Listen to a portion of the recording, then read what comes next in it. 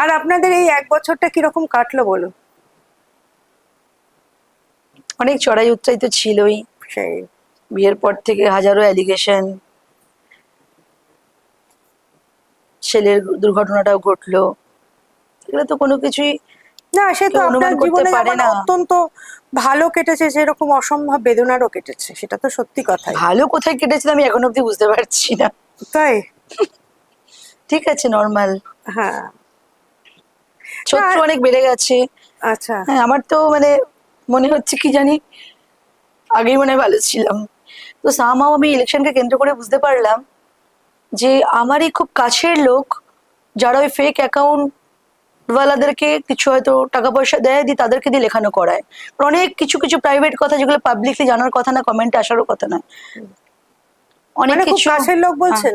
হ্যাঁ, বুঝতে আচ্ছা। পেরেছি তারাই এগুলো করায়। হ্যাঁ। না, আমি তো দেখছি মানে আমার পলিটিক্যাল কেরিয়ারটাও তারা স্পয়েল করে দিচ্ছে।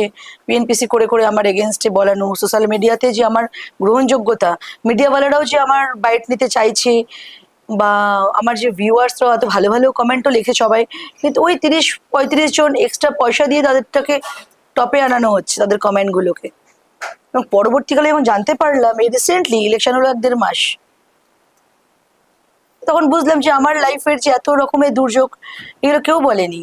ইভেন জগন্নাথ মন্দিরে যেতে ওকে আমি মানা করেছিলাম, সেটাও কেউ না কেউ হয়তো তাকে জোর করে পাঠিয়েছিল আমাকে কেস খাওয়াবে বলে। তাই? যত কিছু ঘটনা ঘটেছে সব আমাকে ব্লেম দেওয়ার জন্য, আমাকে কেস খাওয়ানোর জন্য কাউকে না কাউকে ম্যানিপুলেট করে এগিয়ে দেওয়া আপনি হয়েছে। যেতে বারণ করেছিলেন? হ্যাঁ, হ্যাঁ, এরকম নানান রকম ব্লেম গেম আমাকে কেউ পাঠিয়েছে। আমি টিএমসির লোক, আমি ওখানকার লোক, আমি ওনার পলিটিক্যাল কেরিয়ার খারাপ করতে এসেছি। আজ একটা বছরে আমি অ্যাটলিস্ট এটা প্রমাণ করতে পেরেছি যে আমি ওনার কেরিয়ার খারাপ করতে আসিনি।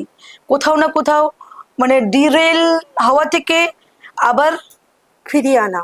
ট্র্যাকে নিয়ে আসা, বা যাই হোক কম বেশি কোথাও না কোথাও চেষ্টা করে গেছি অনেকটা, তারপরেও আমাকে অনেক ব্লেম নিতে হয়েছে।